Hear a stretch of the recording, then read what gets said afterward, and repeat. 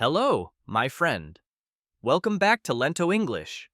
Today, we have a powerful story. It is not only about war, it is about land, memory, and pain. This story comes from Southeast Asia from two beautiful countries, Thailand and Cambodia. But between their beauty, there is also conflict.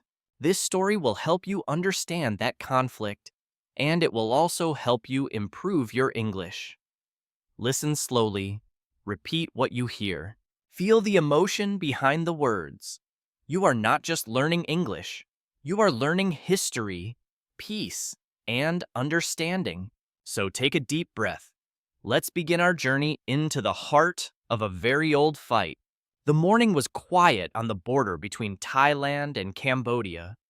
The sun rose slowly behind the trees. Birds sang. Children played near a small road. Farmers walked to their fields like they did every day. Everything looked peaceful, like nothing was wrong. But inside many hearts, there was fear. This border is not like other places.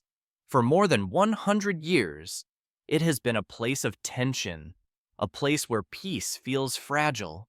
People who live here remember many things. Some remember the sounds of gunshots. Some remember soldiers with loud boots. Some remember running with their families. One man named Dara lived in Cambodia. His small village sat close to the border.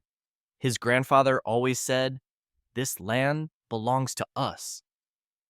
But across the river, a Thai woman named Molly said the same thing. "This land belongs to us." Both believed they were right. Both had reasons. But the map the old map made long ago was not clear. And that unclear map has caused many years of trouble between the two nations. A long time ago, France ruled Cambodia. This was during the colonial period. When the French left, they left behind something important, the border maps. Those maps were not perfect. Some lines were confusing. Some places were not marked well. And one very old temple stood right at the edge. The temple is called Priya Vihar. It is beautiful, ancient, and made of stone. Both countries say it belongs to them. Both feel proud of it. This temple became more than just a building. It became a symbol of land, a symbol of history, and sadly, a symbol of anger. Years passed. Sometimes there was peace. Sometimes there were small fights. Sometimes things went quiet. But deep inside, the problem never truly ended. In 2008, Cambodia made a decision. It wanted the world to protect the temple. It asked UNESCO to list it as a World Heritage Site. This made Thailand angry. Thai people said, "This means the temple is only Cambodia's." They believed it was a message that erased their claim. Protests began, talks failed, small conflicts followed. Soldiers stood guard near the temple. People from both sides were afraid, but tried to continue life. After 2008, things never truly went back to normal. The disagreement over the temple became more serious. It became official. It became dangerous. But even after those years, some people hoped things could get better. They believed time would heal. Until now. Until one Thursday morning. On that morning, something changed. Something serious. Something that turned silence into smoke and peace into pain. Soldiers moved. Radios clicked. Drones flew. Thai soldiers said they saw Cambodian troops moving close to the border. They shouted warnings. "Stop, go back!" But the soldiers did not stop. Cambodian soldiers said Thai troops put barbed wire near the temple. They said it broke an old agreement. They felt angry and afraid. Around 8 someone fired the first shot. Nobody agrees who fired it. But the sound changed everything.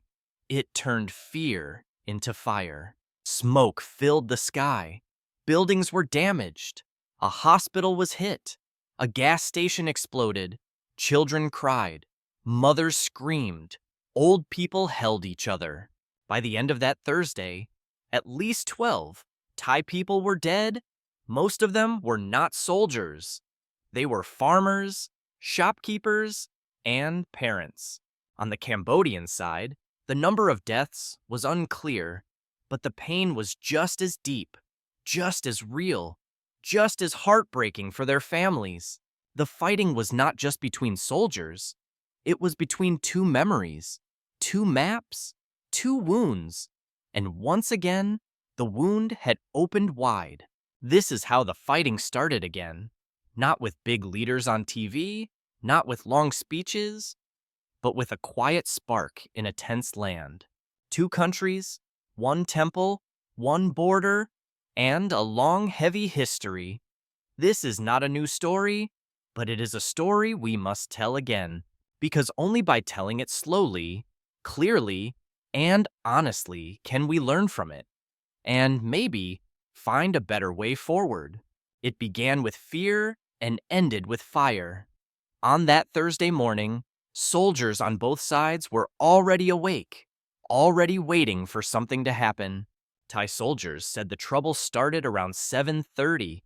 They saw Cambodian drones flying over their heads. The drones were small, silent, and fast. Then, they said, Cambodian troops began to move closer. Not one or two, dozens. They carried rocket-propelled grenades, and they came without warning or talk. Thai soldiers shouted, "Stop! Do not move closer!" They raised their hands, they waved red flags. But the Cambodian soldiers kept coming, step by step. Thailand claims the first shot came at 8:20. They say Cambodia fired into the air first, then aimed straight at Thai troops without warning. In response, Thai soldiers shot back. They used rifles, then artillery. The sound was loud, sharp, endless. It echoed across the trees and hills. Thailand then launched airstrikes. The planes moved quickly over the forest. They hit military targets near the temple, trying to destroy weapons, not homes. But the weapons were near people, near gas stations, near schools, near hospitals. And when rockets fall, they do not always choose their target. Thai officials later said, "We only defended ourselves. We did not want war, but we had to respond." Cambodia started this. Cambodia told a very different story. Their officials said the Thai soldiers broke an old agreement by walking near the sacred temple. They said the Thai army moved forward at 6:30 in the morning. They placed barbed wire around the temple base, claiming it as theirs. Then, according to Cambodia, the Thai side used drones too. They flew above the temple, and that made Cambodian troops feel watched and unsafe. Cambodian soldiers said they saw Thai soldiers prepare their rifles. At 8:30, Thai soldiers fired into the sky, and then into their direction. At 8:46, Cambodian soldiers say they were hit directly. Some fell to the ground. Some shouted. Some returned fire to protect their team. Cambodia says they had no choice. "We did not start this. We tried to avoid war, but we were forced to defend our land." They also accused Thailand of sending too many soldiers, of using heavy weapons, of crossing into Cambodian land with tanks and airplanes. By afternoon, the damage was clear. Homes near the temple were burning. A hospital on the Thai side had no roof. Families ran into forests. One Thai farmer, Somchai, held his daughter and cried. "We did nothing wrong," he said. "We were just living our life." Why this war? In a village on the Cambodian side, a woman named Lin held her brother's body. He had joined the army last year. He was only 19. The fighting shocked many. People across both countries asked the same question. Why now? Why again? Haven't we learned from the past? But answers were not easy. Each side had pain. Each side had pride. Each side believed it was right. And the truth was hard to see. News channels showed fire and smoke. People cried. Soldiers shouted. Helicopters flew. But no one could show who fired the very first bullet. Was it really a drone? Was it barbed wire? Was it a misunderstanding that grew too big, too fast to stop? What we know is this many lives changed forever that day, and many more were filled with fear, confusion, and sorrow. The land that was once a shared memory became a battlefield. The forest that was once quiet became full of fire and fear, and the temple, Priya Vihir, stood in the middle, still and silent, watching the war below, just as it had for centuries, long before the shooting, before the soldiers, before the drones. There was only stone, a temple made of stone, high above the forest floor. The temple is called Priya Vihir. It is old, beautiful, and strong. It was built in the 11th century, during a time of kings and peace. It stands on a cliff. From there, you can see the land stretch far green trees, misty hills, the border between two proud nations. But the temple does not belong to just one country. Thailand says it is theirs. Cambodia says the same, and both have deep reasons. In 2008, Cambodia tried to make the temple a UNESCO World Heritage Site. They said it was part of their culture, their history, their pride. They wanted the world to see it, to protect it, to remember it. But Thailand saw this as a strong political message to Thai people. This act said, the temple is only Cambodia's. That made them angry. They felt like their history was being stolen. Protests broke out in Thailand. People marched with signs. They shouted near government buildings. They said the world must not ignore their voice. At the border, things got worse. Soldiers built camps. More guns arrived. Small fights began again. The sound of bullets returned to the forest. The temple became more than stone. It became a symbol of the past, of pain, of pride, of promises made and promises broken. Priya Vihir stood still, but around it, people moved. Some prepared for war. Some prayed for peace. Some just wanted to live without fear.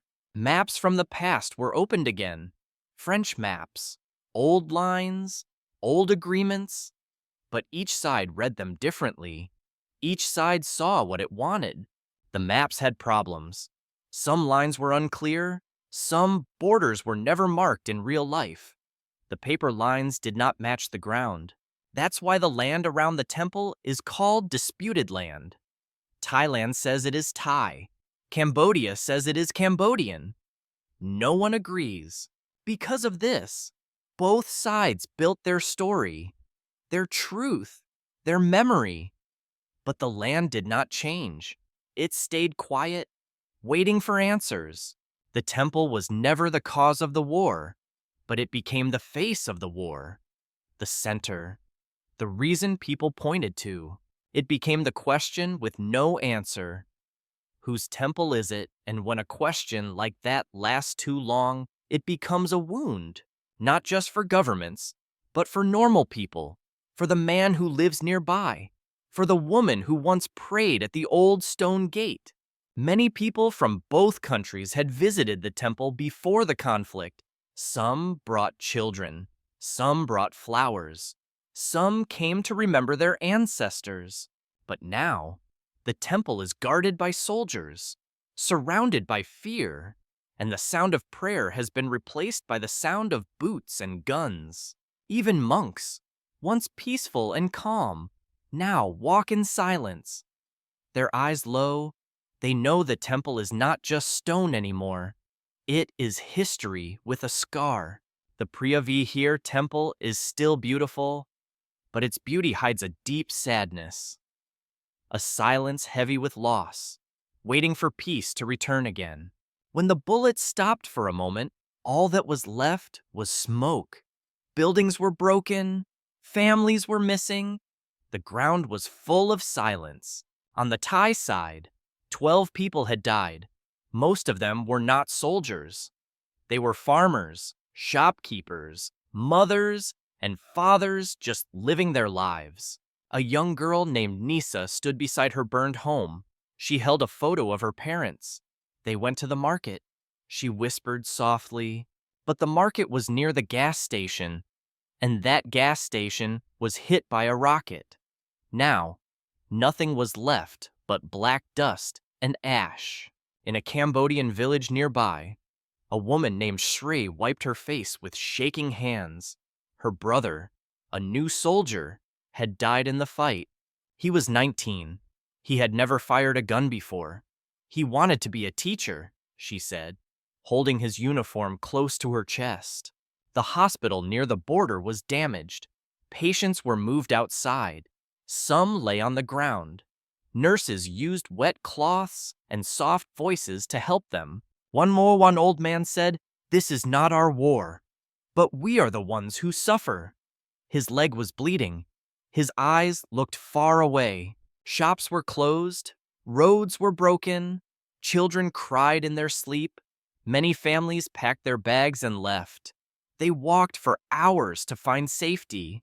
Thailand and Cambodia both sent more soldiers, not fewer. They said it was for protection, but people living there felt more fear than safety. Even schools were affected. In some places, classes stopped. In others, students had to learn under trees. The sound of planes replaced the sound of bells. Old people remembered past wars. They had seen this before. One woman said, "I was a child during the last fight. I never thought it would return." The fear was not just in the body, it was in the heart. People stopped smiling. They stopped talking. They watched the news with quiet eyes. And across social media, photos spread, pictures of broken homes, crying children, angry words. Some posts blamed Thailand, some blamed Cambodia. Most just showed pain. In Bangkok, people marched with signs. In Phnom Penh, people lit candles. Everyone wanted answers. Everyone wanted peace. But peace felt far away. Leaders from both countries spoke. They said the other side was wrong. They promised to protect their people. They did not promise to stop fighting. Some international leaders called for peace. They asked both nations to talk, to slow down, to choose words over weapons. But talks take time, and when pain is fresh, talking is hard. The wound is too open, the fire too hot, and the memory too close. So the normal people waited. They waited for silence, for news, for someone to say, "It is over now. You can go home." But no one said it, and so they lived in the middle of fear and hope, between smoke and sky, between yesterday's loss and tomorrow's question. Because war does not only live in bombs, it lives in broken hearts, in quiet prayers, in the eyes of those who lost someone they loved. When the fighting slowed, the question remained, what now? The guns were quiet, but the fear was still loud. No one felt safe yet. Leaders from both Thailand and Cambodia gave speeches. They said they wanted peace, but also said they would defend their land with full force if needed. In Thailand, Acting Prime Minister Pham Wedi said, "This is a sensitive matter. We must follow international rules. We must act with care and wisdom." In Cambodia, Prime Minister Hun Manet said, "We prefer peace, but if we are attacked, we will defend our people." His words were calm but firm. The world watched closely. Other nations sent messages. Some asked for peace talks. Some warned that the region's peace was in danger. Everyone waited. Peace is a slow road. It needs brave hearts and open minds. It needs truth, patience, and trust, things harder to find after blood is spilled. But even in dark times, light appears. In one school, A Thai teacher wrote on the blackboard, "Peace begins with respect. Let's learn together, not fight." In Cambodia, a monk returned to the temple. He lit a candle at sunrise. He said, "This temple is not a weapon. It is a place of prayer." One day, a Thai soldier named Chai and a Cambodian soldier named Sothia met again. They had once fought near the temple, but something changed them. In the middle of fear, Chai had helped Sothia after he was wounded. He gave him water. He said nothing, only nodded. That moment stayed. Now, weeks later, they sat near the same place, but this time without guns. They spoke in broken English. "I remember," said Sothia. "You helped me." Chai nodded. "We are not enemies. We are people," he said. They both looked at the temple.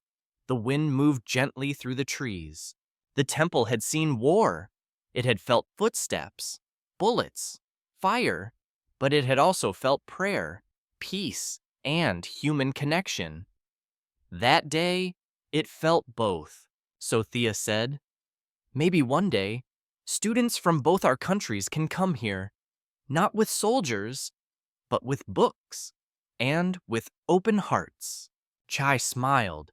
"Maybe they will speak English together. No shouting, just learning." He placed a flower near the wall. It was white for peace. What is the lesson from this story? Maybe this: war comes from old pain, but peace begins with new choices. Peace begins with people, not only governments. And language like English can be a bridge, a way to understand, a way to listen, a way to say, "I see you, I hear you." So if you are learning English now, remember this. You are not just learning words. You are building bridges. You are opening doors. You are planting seeds of peace. And here are 5 simple lessons from this story. Listen before you judge. Ask questions instead of making enemies. History is deep, but healing is possible. Respect is stronger than any weapon. Language can turn fear into friendship. So now, dear listener, this is your moment, your journey. This is your turn. Start today